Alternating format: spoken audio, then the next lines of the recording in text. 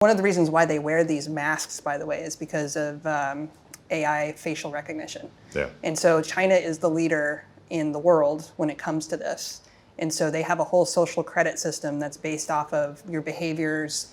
Like there was a case that I read recently where a woman had facial reconstructive surgery done, and she was unable to transact and get any sort of money out of her bank because her nose was altered. I mean, this is like how they govern their people. And they also catch criminals this way. And crime is not necessarily what we define as crime. It could be thought crime. Yeah. So I think that one of the things we can do is be conscientious of the types of businesses we are doing business with. Like TikTok scares the crap out of me. Like I often wonder, like, what is it that they want with a corpus of our children's data? You know, like, because obviously they're scanning and analyzing faces. Yeah. And if people say, well, TikTok's a separate entity, that's not true either, because every single Chinese-based company has the government involved in, you know, there's censors, there's, you know, government officials that sit in the buildings of these companies, and sometimes they're even direct investors, and so they have information rights and control over these companies.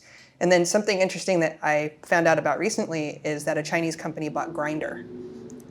This is really concerning. So if you think about Grindr is the #1 network in the world for gay men to hook up, and you know they now have access to a world corpus of, you know, pictures and torsos and faces and profiles of gay men hooking up. Yeah. What could they do with that? It could be atrocious. And so I really do think we need to be more mindful of what we do there, because I do think that we have given up a lot of freedom and in exchange for cheap goods. Yeah. And so we need to stop doing that. So I like to draw a distinction between consumer boycotts and buying things with a social awareness of the values that you support versus sort of an arbitrary government.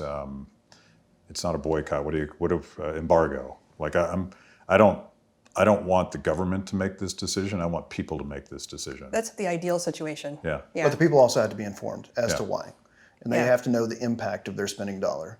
And so if they can know and have tied the correlation to their products that they're buying from so-and-so company to what is enriching the CCP and allowing them to oppress people, then I think it'll have a greater impact. Well, there's a number of tech companies that are also sort of kowtowing to the Chinese government as Google. well.